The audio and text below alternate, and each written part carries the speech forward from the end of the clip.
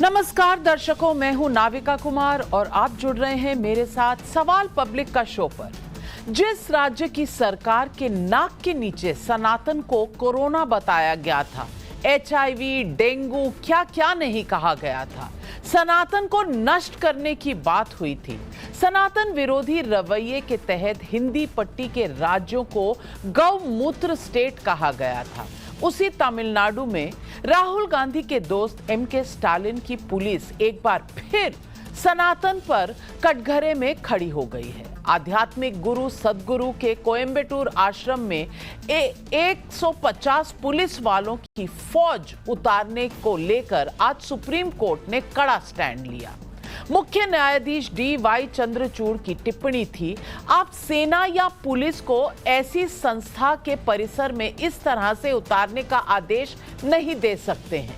सदगुरु के आश्रम में 2 महिलाओं को लेकर हेबस कॉर्पस पिटीशन यानी गैर कानूनी तरीके से बंदी बनाए गए व्यक्ति को सामने लाने की याचिका डाली गई। 42 साल और 39 साल की 2 महिलाएं बहनें थीं और अपनी मर्जी से सदगुरु के ईशा योग फाउंडेशन आश्रम में रहती हैं, ऐसा उन्होंने आज सुप्रीम कोर्ट के पूरे बेंच को कहा।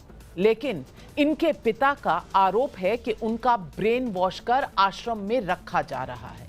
आपको बता दूं कि मद्रास हाई कोर्ट ने पिता की याचिका पर जांच का आदेश तमिलनाडु सरकार को दिया था, लेकिन राज्य सरकार ने 150 पुलिस वालों को आश्रम के अंदर भेज दिया। इसके बाद मामला सुप्रीम कोर्ट पहुंचा है। सवाल पब्लिक का है कि क्या सनातन विरोधी सोच के तहत हाई कोर्ट के आदेश का सहारा लेकर सदगुरु के आश्रम को निशाना बनाया गया? आज सुप्रीम कोर्ट ने दोनों महिलाओं का वर्चुअल बयान सुनने के बाद न सिर्फ केस को अपने पास ट्रांसफर किया, पुलिस को कोई एक्शन नहीं लेने का आदेश भी दिया। जब इन दिनों अखिलेश यादव का बयान सुर्खियों में है कि मठाधीश और माफिया में कोई ज्यादा फर्क नहीं होता, और जब राहुल गांधी का ये बयान भी विवादों के घेरे में है कि राम मंदिर प्राण प्रतिष्ठा के मौके पर नाच गाना हो रहा था, तब सदगुरु का ये मामला क्या ये सवाल खड़े नहीं करता कि मठाधीश को माफिया साबित करने का षड्यंत्र चल रहा है? एंटी सनातन सोच क्या इसलिए सदगुरु के आश्रम में उतरी स्टालिन की फौज? सवाल पब्लिक का आज यही है।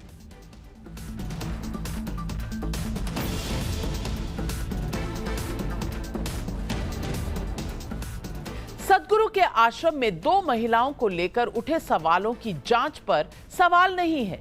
मामला उठा है तो जांच जरूर होनी चाहिए, लेकिन सवाल राज्य सरकार की नीयत का है।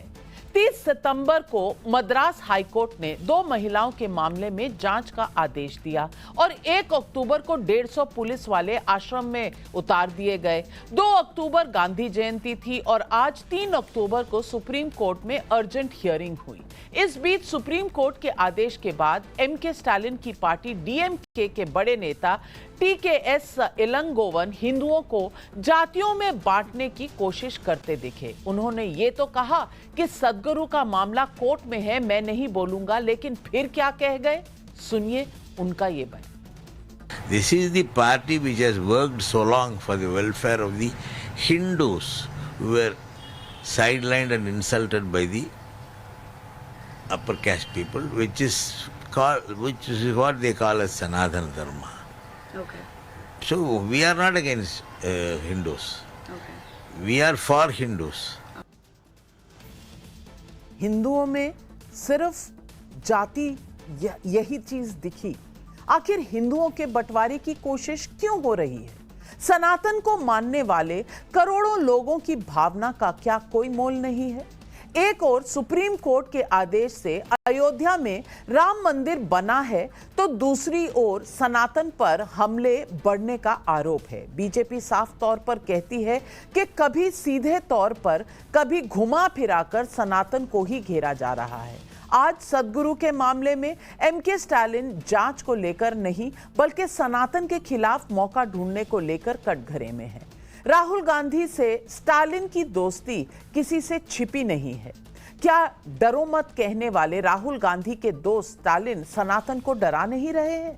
वैसे खुद राहुल गांधी और अखिलेश यादव समेत विपक्ष के कई नेताओं के बयानों को सनातन विरोधी बताकर बीजेपी उन्हें घेरती है। आपको दिखाती हूं नेताओं के ऐसे ऐसे बयानों को जिन पर बीजेपी ने कई बार सवाल उठाए। मठाधीश और माफिया में कोई ज्यादा फर्क नहीं होता। मठाधीश और माफिया में कोई ज्यादा फर्क नहीं होता। हिंदू धर्म में शक्ति शब्द होता है। हम शक्ति से लड़ रहे हैं, एक शक्ति से लड़ रहे हैं। पूरा हिंदुस्तान देख रहा भैया। आपने राम मंदिर खोला, आपने किसी बढ़ई को देखा, किसान को देखा, मजदूर को देखा? कोई नहीं। डांस गाना चल रहा है, प्रेस वाले हाय हाय हाय कर रहे हैं। नाच गाना चल रहा है, डांस चल रहा है, पूरा हिंदुस्तान डांस कर रहा है। People of this country should think that the power of this BJP is only winning elections and mainly in the heartland states of Hindi and what we generally call as the Gomutra states. You cannot come to South India. सनातन को जब corona बताने का विवाद हुआ था तब मैंने सदगुरु के साथ इंटरव्यू किया था। आप भी सुनिए सदगुरु का जवाब क्या था। Somebody comes out and says Sanatan is leprosy. No, don't go there. AIDS. Don't go there. See, that is out of whatever. Leave that. Those are political things. I don't want to get into politics. Is it political? It is a seminar, it is a get-together on how to eradicate Sanatan. Is it political? Yes. Because this country runs like that. Elections are run like that, by separating people, all right? So that's a different matter. तो आज public सवाल पूछ रही है और सवाल public का है कि सदगुरु के आश्रम पर पुलिस एक्शन को लेकर सुप्रीम कोर्ट के स्टैंड ने विपक्ष की सनातन विरोधी सोच को उजागर किया है। क्या हिंदुओं को जातियों में बांटना और मठाधीश को माफिया बताना सनातन पर चोट पहुंचाने का षड्यंत्र है? क्या डरो मत कहने वाले राहुल गांधी सनातन को लेकर हो रहे हमलों पर चुप रह जाते हैं? यही सवाल आज पब्लिक पूछ रही है और इन सवालों के जवाब देने के लिए आज हमारे साथ जुड़ रहे हैं बीजेपी के राष्ट्रीय प्रवक्ता शहजाद पूनावाला, तहसीन पूनावाला राजनीतिक विश्लेषक, कांग्रेस के सपोर्टर हैं, अनुराग भदौरिया प्रवक्ता हैं समाजवादी पार्टी के, रवि श्रीवास्तव राजनीतिक विश्लेषक, हर्षवर्धन त्रिपाठी वरिष्ठ पत्रकार हमारे साथ जुड़ रहे हैं। और मेरा पहला सवाल तहसीन पूनावाला जी आपसे है। सवाल यह है कि सनातन को आते जाते कोई भी कुछ भी कह जाता है। कोई कहता है मठाधीश और माफिया में फर्क नहीं होता। राहुल गांधी तो आकर कह देते हैं कि प्राण प्रतिष्ठा में नाच गाना चल रहा था, शक्ति के खिलाफ हम लड़ रहे हैं। और डीएमके जो इंडिया अलायंस में कांग्रेस की इतनी गहरी दोस्ती वाली पार्टी है, वो कभी तो सनातन का विरोध करती है, सनातन को मिटाने की बात करती है, कभी उसे डेंगू मलेरिया के साथ कंपेयर करती है। और अब सदगुरु के आश्रम में 2 महिलाओं को ढूंढने के लिए 150 पुलिसकर्मी भेज देती है हाईकोर्ट के ऑर्डर का सहारा लेकर। क्या यह सनातन विरोध इंडिया अलायंस का डीएनए है? नमस्कार नाविका जी, आपके शो में शिरकत करने का मौका मिला इसलिए आपका शुक्रगुजार हूँ। पता नहीं था सदगुरु जी आज के विषय है, लेकिन सदगुरु जी को मेरा सौभाग्य, उनसे मैंने 2-3 बार व्यक्तिगत तौर से मुलाकात भी की है। जो उनकी ईशा क्रिया मेडिटेशन है उसको मैंने आजमाया भी है, तो मैं उनको थोड़ा बहुत जानता हूँ।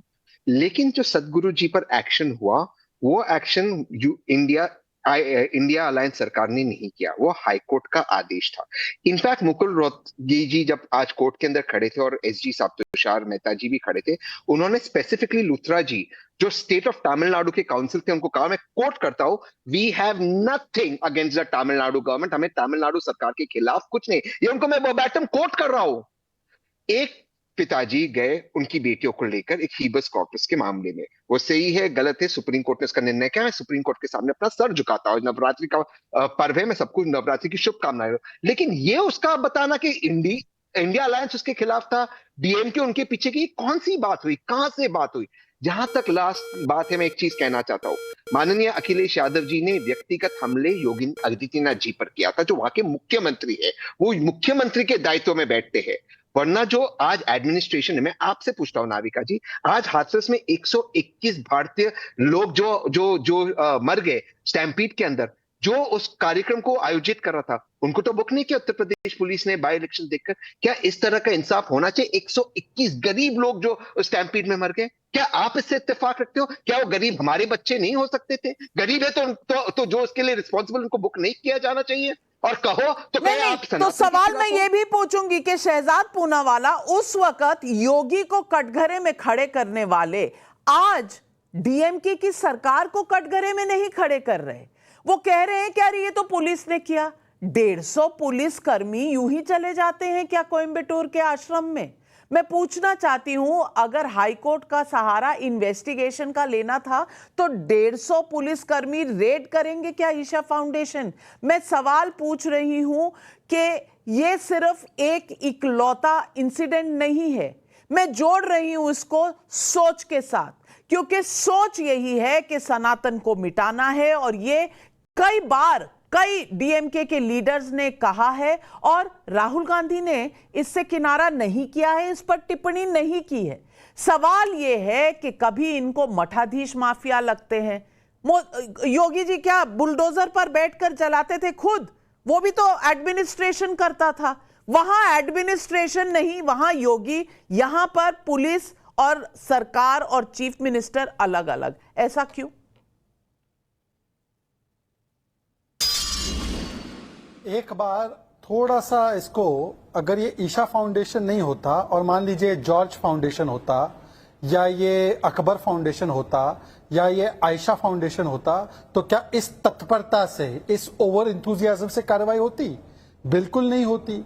और यहीं पर तो बात है कि ये सहयोग नहीं, ये प्रयोग नहीं, ये सोचा समझा वोट बैंक का उद्योग है कि सनातन को दो गाली ताकि मिले वोट बैंक की ताली। वरना बता दीजिए कि अगर ये सेकुलर एक्शन था तो ऐसे तो कई सारे अवैध कन्वर्जन्स लगातार तमिलनाडु में चल रहे हैं, किसी एक पादरी पर कार्रवाई हुई हो।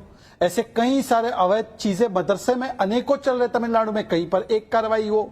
और जहां ईशा फाउंडेशन में कोई प्रथम दृष्टया कोई सबूत नहीं था, तो वहां पर तुरंत तत्परता से 150 पुलिस वाले इंटिमिडेट करने के लिए, क्योंकि सदगुरु कन्वर्जन के खिलाफ बोलते हैं, सनातन के पक्ष में, भारत के पक्ष में, हिंदू के पक्ष में, ह्यूमैनिटी के पक्ष में बोलते हैं। अब आते हैं दूसरी बात पर। तहसीन पूनावाला जी बताइए, ये सहयोग है या प्रयोग है कि हिंदू हिंसक है बोलकर दिखाइए मुसलमान हिंसक है, देवता भगवान नहीं होता बोलकर दिखाइए पैगंबर के विषय में, मंदिर जाने वाले लड़की छेड़ते हैं मस्जिद के विषय में बोलकर दिखाइए, मठाधीश जो होते हैं वो माफिया होते हैं मदरसे के बारे में अखिलेश यादव जी एक बार बोलकर दिखाए, अफजल अंसारी बोलते हैं कि महाकुंभ में साधु संत 1 ट्रक लोड जो है गांजा फूंक देंगे बोलकर दिखाइए, वेटिकन या हज के बारे में, राम मंदिर में प्राण प्रतिष्ठा में नाच गाना होता है बोलकर दिखाइए, हज या किसी और के विषय में कि नहीं बोलना चाहिए। परंतु हिंदुत्व, आईसिस, बोको हराम, सनातन समाप्त, सनातन बीमारी, हिंदू धर्म धोखा, कृष्ण जी ने जिहाद सिखाया था अर्जुन को, ये सारी टिप्पणी लगातार एक ही धर्म के बारे में क्यों की जाती है? दूसरी बात मैं पूछना चाहता हूं कि आज देखिए कि योगी विरोध करते करते, मोदी विरोध करते करते आप हिंदू विरोध पर उतर आते हैं ना, यही तो समस्या है। तहसीन ने बोला कि ये योगी के खिलाफ था, बिल्कुल ठीक है, योगी को बोलिए, मोदी को बोलिए, पर बोलते बोलते मठाधीश, मठ इस देश में लाखों हैं। शंकराचार्य जी ने मठों की व्यवस्था को एक प्रकार से आगे बढ़ाने का काम किया था। आज आप सारे मठों को गालियां दे रहे हैं। एक बार मैं बोलता हूं पूरी डिबेट में, एक ही बार, द्वारका को नाटक बोला ना, एक बार बोल दे कि कहीं पर जो मुस्लिमों की बहुत मान्यता वाली जगह है वो नाटक है, नहीं बोल पाएंगे। इन्होंने मठाधीश को माफिया बोला ना, एक बार बोल दे कि जो पादरी होते वो भी हो सकते हैं माफिया। एक बार बोल दे कि जिस प्रकार से बोला गया राम मंदिर प्राण प्रतिष्ठा में नाच गाना हो रहा था, एक बार कहीं हज के बारे में बोलने की हिम्मत जुटा दे, तो मुझे लगता है कि ये इशू बेस्ड नहीं, एजेंडा बेस्ड। मैं इसके भी खिलाफ हूं, किसी के बारे में नहीं कहना चाहिए। क्यों कहें हम किसी मस्जिद या चर्च या किसी गुरुद्वारे के बारे में? लेकिन अनुराग भदौरिया जी, जब इंडिया अलायंस का अलायंस किसके बेसिस पर बना है? क्या इसी के बेसिस पर बना है कि हिंदुओं को गाली दो, सनातन को गाली दो, मठाधीश जो होते हैं वो माफिया होते हैं, सनातन को खत्म करो, ये कोड़ होता है, ये डेंगू होता है, और 150 पुलिसकर्मी है तो आश्रम में भेज दो, और बाकी जॉर्ज पुनैया के साथ भारत जोड़ो करो? सवाल उठता है कि सिर्फ हिंदू धर्म टारगेट पर क्यों है? अनुराग भदौरिया। न्याविका जी, सबसे पहले नवरात्रि की सभी को ढेर सारी शुभकामनाएं। अब आप कह रहे थे कि ये षड्यंत्र है। हाँ बिल्कुल, मुझे लगता है कि भारतीय जनता पार्टी और उसके जो जानने वाले लोग हैं नफरत का षड्यंत्र जरूर देश के अंदर फैला रहे हैं।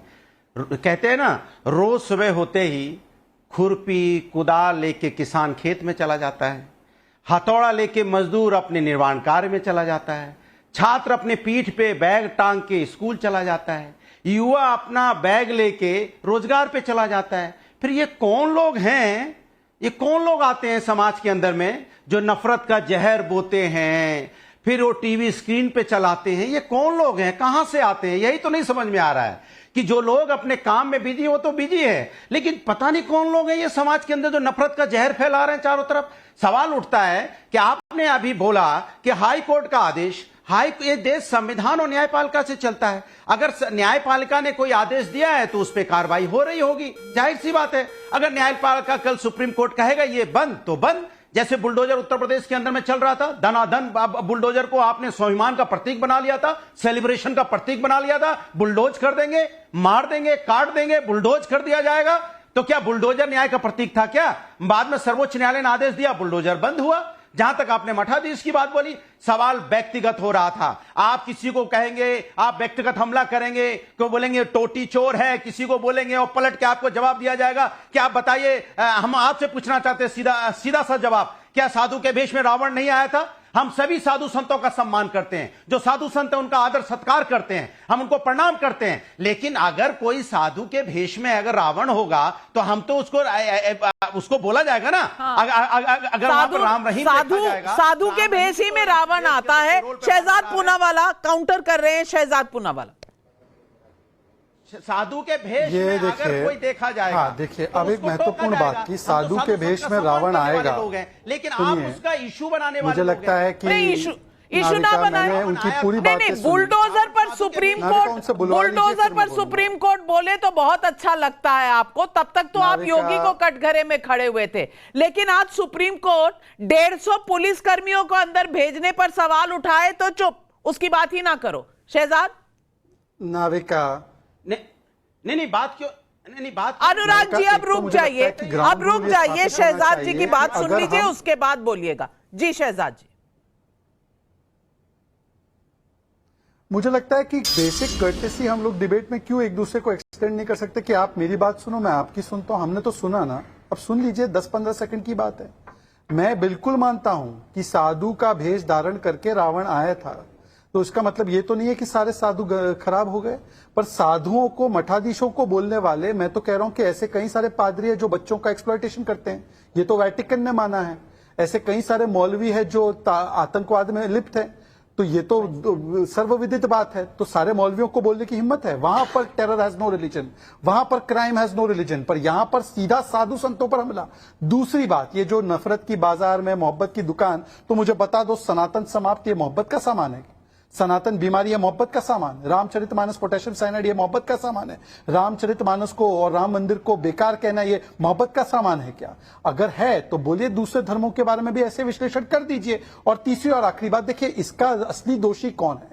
असली दोषी वो नेहरूवियन फर्जी सेकुलरिज्म है, जिसका पूरा का पूरा तात्पर्य है कि हिंदू को तो कितनी भी गाली दे दो वो सेकुलरिज्म में जायज है, और माइनॉरिटी चाहे कुछ भी कर दे वो सेकुलरिज्म के नाम पर सब जायज है। ये हिंदू को दो गाली और वोट बैंक के नाम पर सब पूरी तरह से माइनॉरिटी के लिए पूरा खेल फरूकाबादी, यही पूरी जड़ है इसके पीछे। इसीलिए दोहरा रवैया लगातार अपनाया जाता है। एक आखिरी उदाहरण देता हूं।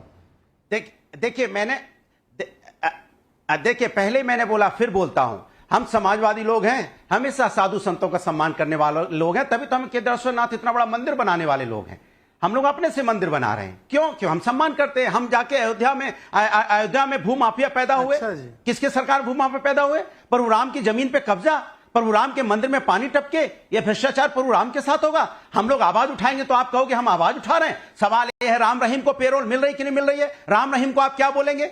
क्या बोलेंगे राम रहीम को? मैं पूछना चाहता हूं, जिस पे आरोप है, कोर्ट द्वारा आरोप लगाया गया है। तो सवाल ये उठता है कि हम सवाल राम रहीम को क्या कहेंगे? नाविका एक सेकंड, नाविका एक सेकंड, नाविका एक सेकंड, नहीं बताइए सर, नाविका एक सेकंड काउंटर दीजिए। यहाँ पर एक बहुत महत्वपूर्ण काउंटर नहीं करती। मेरा दूसरा सवाल सुनिए, दूसरा सवाल सुनिए। सवाल इस बात पे हो रहा है, सवाल इस बात पे, शहजाद जी दूसरा सवाल भी छोटी छोटी बाइट चलाई, आपने आधी आधी बाइट चलाई।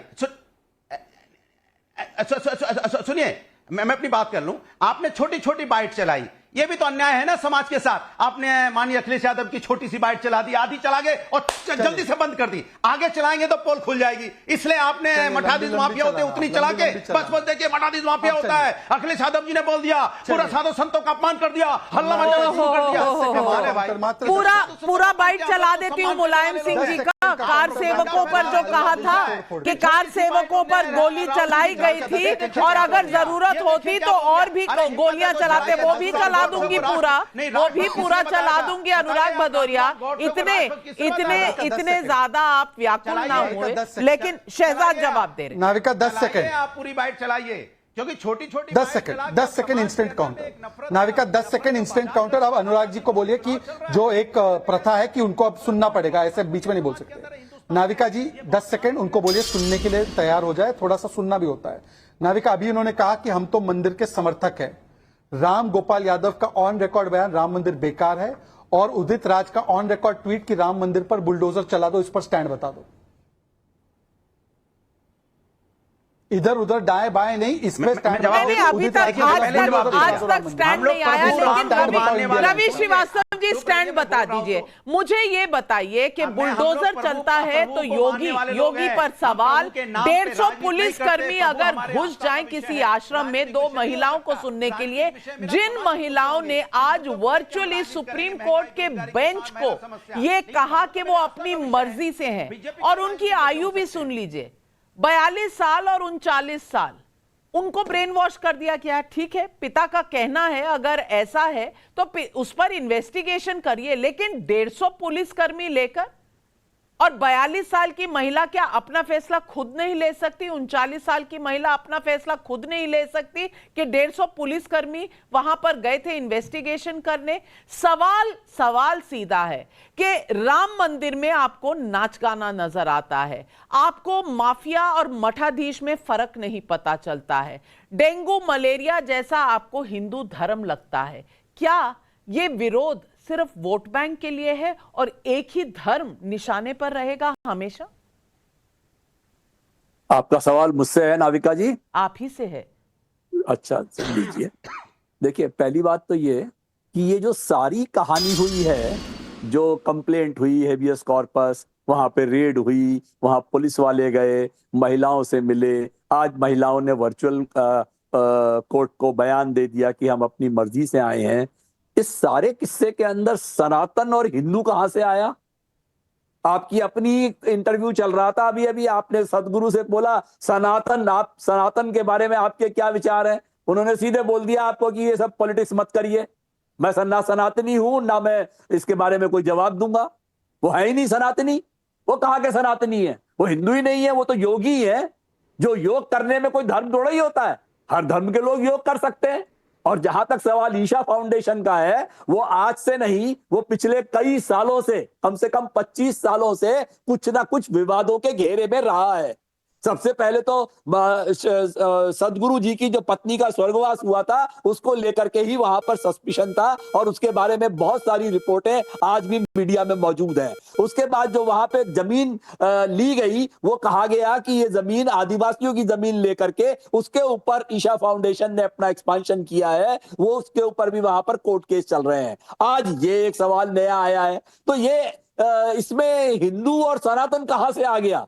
ये एक लॉ एंड ऑर्डर का इश्यू है, ये एक सीधी सी बात है। इसमें उनको हिंदुओं का समर्थक और सनातन का समर्थक और डीएमके ने ये कर दिया और उसने वो कर दिया। भाई कोर्ट ने बोला, गए पुलिस वाले वहां पे, उन्होंने लड़कियों ने बयान दे दिया, औरतों ने बयान दे दिया कि नहीं हम अपनी मर्जी से आए हैं, बात खत्म हो गई। इसलिए इसमें ये सनातन और हिंदू घुसा करके, सनातन कहां से आ गया? आज योग और योगी के बारे में सनातन कहां से आ गया? हर्षवर्धन त्रिपाठी कल तक तो योगा, जब योग की बात होती थी तो कहते थे ये मुसलमानों पर थोपा जा रहा है, इंटरनेशनल योग डे नहीं मनाना चाहिए। ये आज कह रहे हैं यहां पर सनातन कहां से आ गया? शायद सदगुरु जी जो कहते हैं कि मंदिरों को, सनातनी मंदिरों को गवर्नमेंट कंट्रोल से निकाला जाए, शायद ये भी मंदिर तो सनातन होते नहीं है भाई, वो दूसरा विषय है। वो भी इनको नहीं पता क्योंकि वो योगी है।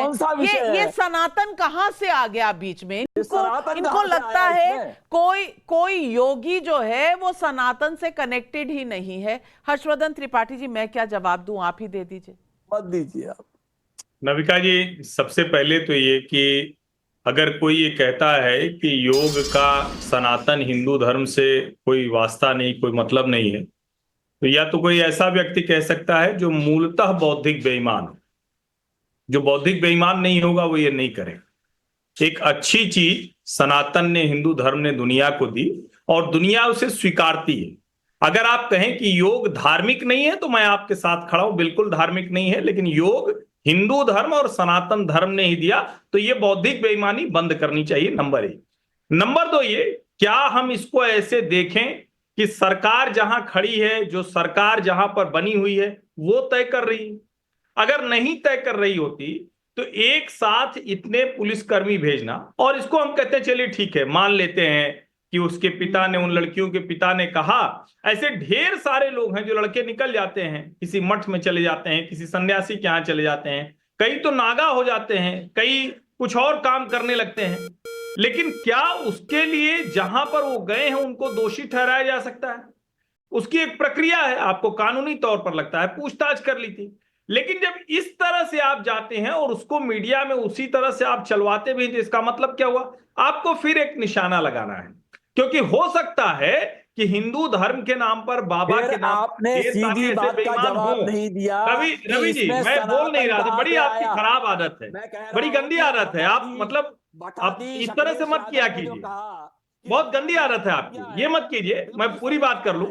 रवि जी धैर्य रखिए, बात खत्म हो जाए, आपको काउंटर का समय दूंगी।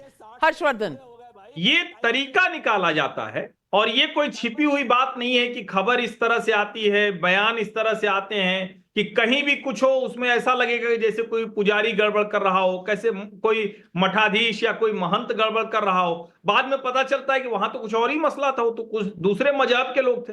लेकिन जरा यहां सोचिए, जब कोई कह रहा है कि सदगुरु के आश्रम में ये जो पुलिस गई है, ये सनातन या हिंदू धर्म पर हमला नहीं।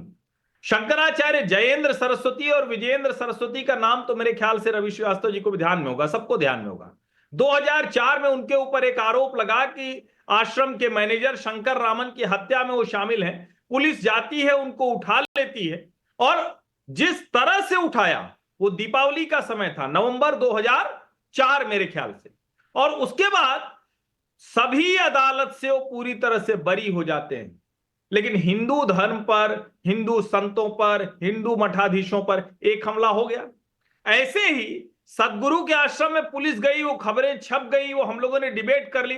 अब इसको एक जो इकोसिस्टम है वो बनाकर कल को फिर प्रस्तुत करेगा, और उसके बाद किसी बहस में अनुराग भदौरिया इसी का उदाहरण देंगे कि आपको याद है ना, आप कह रहे हैं महंत और मठाधीश और माफिया एक नहीं होते, सदगुरु नहीं याद है आपको, पुलिस ने छापा मारा था। मुझे लगता है कि उदाहरण थोड़ा अलग अलग देने चाहिए। और जहां तक रही बात, कोई राम रहीम या कोई और है, वो उस तरह से न तो हिंदू धर्म के प्रवर्तक है, न उस तरह से वो काम करते हैं, तो दोनों का अंतर अलग है। लेकिन ये जरूर है, आप उन्हीं मठाधीशों के मेंबर हैं जिसके राम रहीम आसाराम बापू हैं, उन्हीं नहीं बिल्कुल नहीं है। हम तो कह रहे हैं जो कानून है अपना काम करेगा। आपने देखा कि भोले बाबा के भी मेंबर हैं, जिसमें 123 महिलाओं को, गरीब महिलाओं को। रवि श्रीवास्तव जी, कोई ये नहीं कह रहा कि मामले की जांच नहीं होनी चाहिए। मामला अगर उन महिलाओं के पिता ने डाला है तो जांच होनी चाहिए, इसमें कौन कह रहा है कि जांच नहीं होनी चाहिए। लेकिन 150 पुलिसकर्मी जाएं, इतनी सारी गाड़ियां घुस जाएं, क्या ये कुछ दिखाने की कोशिश है? ये सवाल पूछा जा रहा है। और तहसीन पूनावाला, मैं ये सवाल फिर से आपसे पूछूंगी, और ये सवाल पूछूंगी कि राहुल गांधी के लिए बहुत आसान है ये कह देना कि अरे भाई वहां नाच गाना चल रहा था प्राण प्रतिष्ठा में, अरे शक्ति है, हम शक्ति के खिलाफ लड़ रहे हैं। हर बार हिंदू धर्म के किसी न किसी प्रतीक पर प्रहार क्यों? बाकी धर्मों की तरफ चुप्पी क्यों? ये सवाल जायज है, वाजिब है और पूछा जाएगा, क्योंकि आप चुप रहते हैं जब सनातन को मिटाने की बात होती है, आप चुप रहते हैं जब 150 पुलिसकर्मी घुसते हैं, आप सनातन के हिंदू धर्म के खिलाफ बोलते हैं, लेकिन किसी और धर्म के बारे में बोलने की ना आपकी नियत है और ना हिम्मत। नाविका जी, मैं दोबारा से एक बात आपसे रिपीट करता हूं। शक्ति रावण के पास भी थी, रावण भी शक्तिशाली था। शक्ति यानी कि पावर की बात कर रहे थे राहुल गांधी जी। रावण ने सारे काल को अपने पैर के नीचे दबा दिया था। काल नेमी साधु के भेष में आया था। उसके खिलाफ बात कर रहे थे राहुल जी। वो राम राज्य की बात कर रहे थे। मैं आगे की बात करना चाहता हूं। सदगुरु जी पे जो आदेश हो, इससे पहले कि आप सदगुरु जी पर जाएं, नहीं, तहसीन पूनावाला पहले 10 मिनट का सवाल पूछा, आप कम से कम मुझे जवाब देने का मौका दीजिए। नहीं, आप जवाब दीजिए, लेकिन आपने जो पहला वाक्य किया कि शक्ति मतलब पावर के बारे में राहुल गांधी ने कहा, पावर की बात कर रहे थे वो। नहीं, तो पावर की बात कर रहे थे। मैं आपको राहुल गांधी का बयान सुनवाना चाहती हूँ। सिर्फ मुझे 10 सेकंड का समय दीजिए। राहुल गांधी का बयान सुनवाना चाहती हूँ। और उन्होंने कहा हिंदू धर्म में शक्ति, इसी शक्ति के खिलाफ में जी, हिंदू धर्म की शक्ति, पावर वाली शक्ति नहीं, हिंदू धर्म की शक्ति। मैं उसका जवाब दे दूं आपको, उसका उत्तर दे। Thank you. मैंने सुना था उनका स्पीच।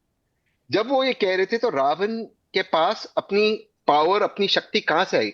उन्होंने भगवान शिव की वंदना की, वो भगवान शिव ने उनको आशीर्वाद दिया, तो शक्ति आई थी, लेकिन वो गलत कामों के लिए इस्तेमाल कर रहे थे। काल नेमी के पास शक्ति कहां से आए? वो हनुमान जी को रोकना चाहते थे ताकि लक्ष्मण जी के पास संजीवनी ना पहुंचे। उसके खिलाफ लड़ रहे रावण और काल नेमी, उसकी बात करते हैं। प्लीज मेरी बात समाप्त होने दीजिए। मैं आपसे पूछ रहा हूं, माननीय सुप्रीम कोर्ट में क्यों मुकुल जी और तुषार जी ने तमिलनाडु सरकार को कटघरे में खड़ा नहीं किया? क्यों कहा हमें उनके खिलाफ कुछ नहीं है, ये हाई कोर्ट का मामला है? ये उनकी बोर्ड में वर्बैटम कोट कर रहा हूं। आज नवरात्रि का पावन अवसर है, क्या मैं झूठ बोल रहा हूं?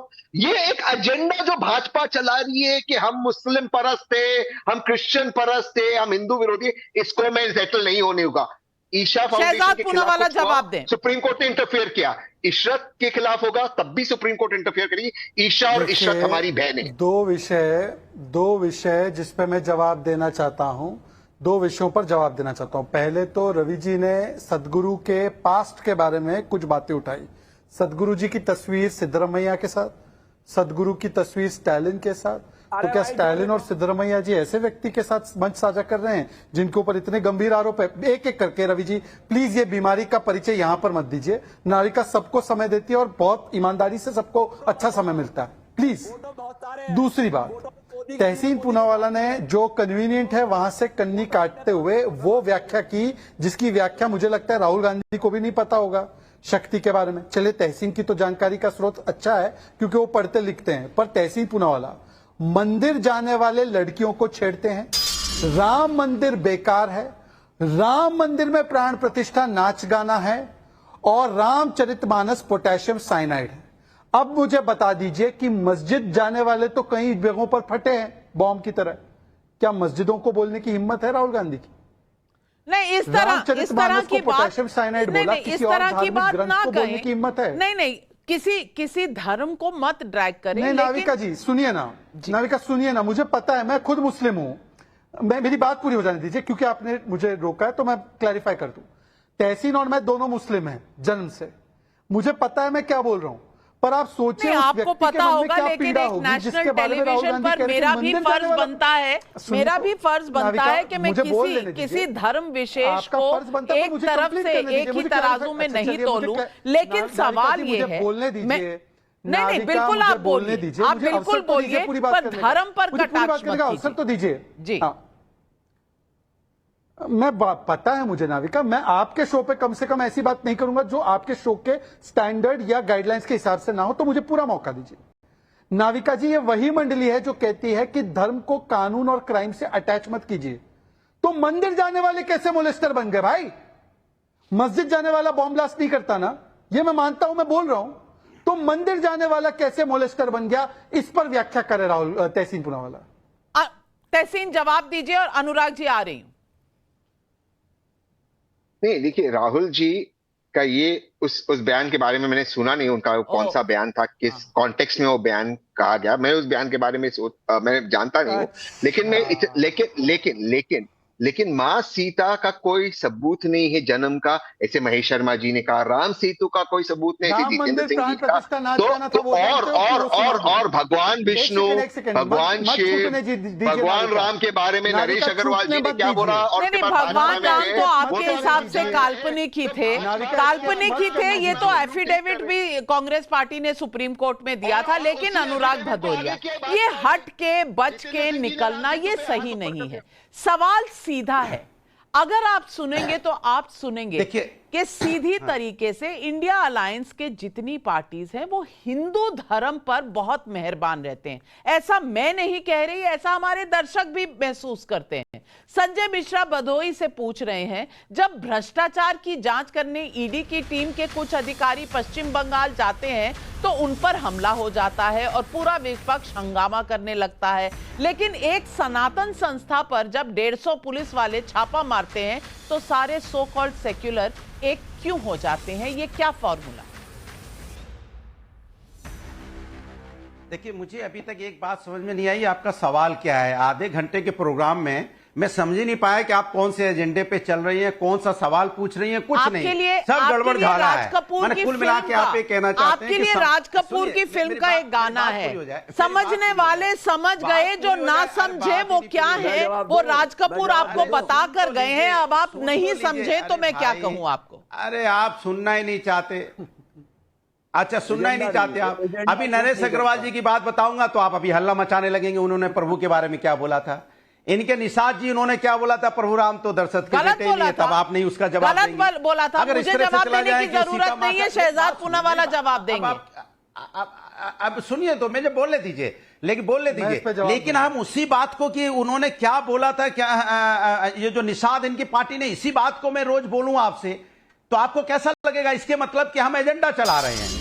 एजेंडा अलग चीज होती है, ये हिंदुस्तान है, संविधान और न्यायपालिका चलता है, हमें आपको मानना पड़ेगा। हमने बार बार बोला है, प्रभु राम मेरे आस्था का विषय है, राजनीतिक विषय नहीं है। भारतीय जनता पार्टी धर्म के नाम पे राजनीति करना चाहती है, जो समाज के लिए ठीक नहीं है, क्योंकि समाज के अंदर में जब भी ये बात करेगी तब भी हमेशा धर्म के नाम पे एक नफरत की राजनीति फैलाना चाहती है, जो ठीक नहीं है। हम धर्म आस्था का विषय बार बार कहते हैं, साधु संतों का सम्मान करने वाले लोग हैं हम। ये भारतीय जनता पार्टी की तरह नहीं है हम। इसलिए भारतीय जनता पार्टी समाज के अंदर में, कहते हैं ना, जब समाज में शांति होगी तब नए युग की क्रांति होगी। ये समाज में शांति नहीं रखना देना चाहते, ये समाज को नया कुरतते रहते हैं। ये चाहते नहीं कि समाज के अंदर में, क्योंकि समाजवादी पार्टी शांति प्रिय पार्टी है। शहजाद पूनावाला, आप शांति को भंग करने वाली पार्टी है, जवाब दीजिए। हम चर्चा बैठ के कर रहे हैं क्योंकि चुनाव होने वाला है कल हमने आज चुनाव का राष्ट्र। नाविका जी, क्योंकि उन्होंने एक सवाल पूछा है, अब बीच में बिना इंटरप्शन के मुझे जवाब देने का अवसर दीजिए, क्योंकि वरना मेरा जवाब जो है इनके कैकोफोनी में दब जाएगा। मैं कैकोफोनी में नहीं दबाना चाहता मेरे उत्तर को। कृपया करके बहुत महत्वपूर्ण उत्तर है, थमेगा नहीं, रुकेगा नहीं, आप बोलिए। नहीं आने वाली है, बीजेपी की सरकार जा रही है, इसलिए अशोक तंवर जैसे। नाविका जी, अभी तहसीन ने और इन्होंने दोनों ने राम नरेश अग्रवाल का जिक्र किया। राम नरेश अग्रवाल का प्लीज मैं रिक्वेस्ट करता हूं टाइम्स नाउ से हाथ जोड़कर, कैकोफोनी प्लीज कम करवा दीजिए।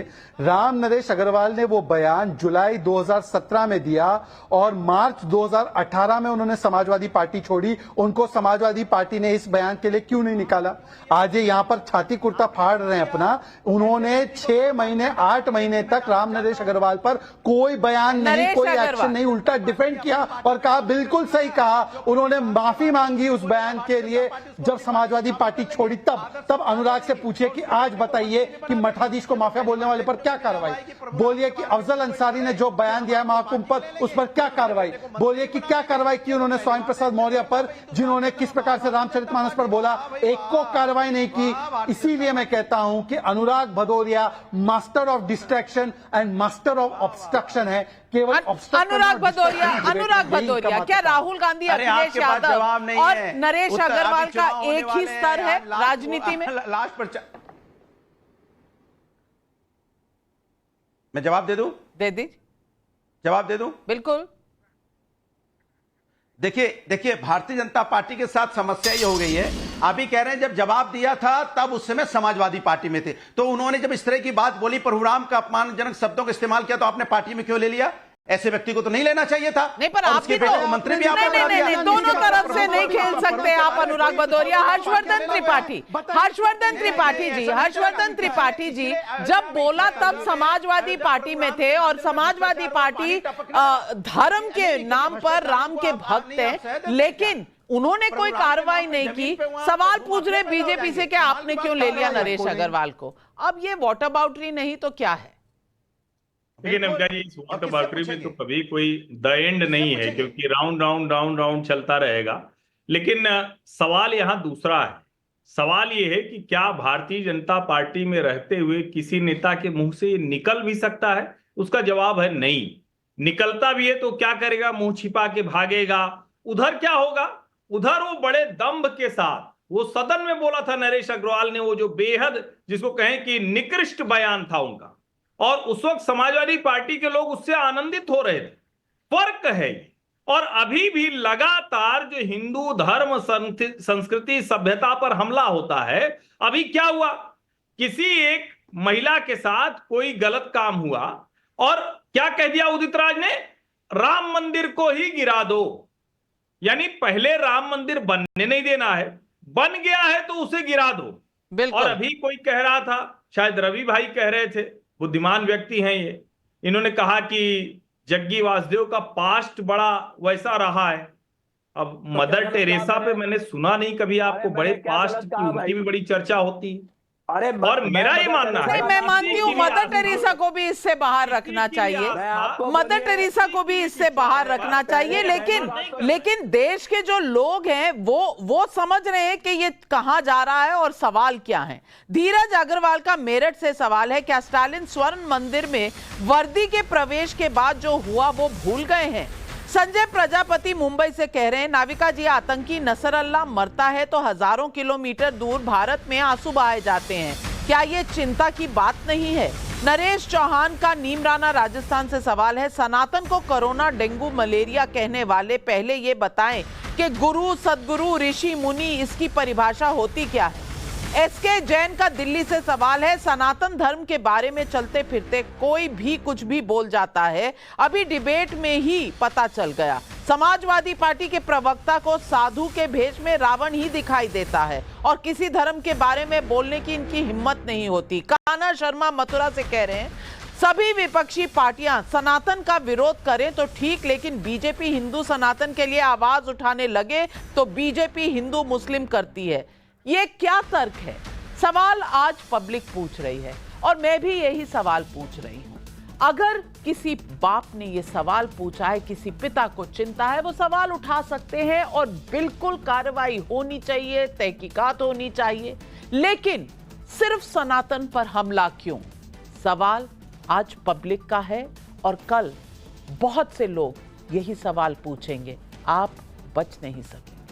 आज बस इतना ही। तमाम पैनलिस्ट का धन्यवाद करती हूं और दर्शकों आपसे इजाजत लेती हूं। नमस्कार।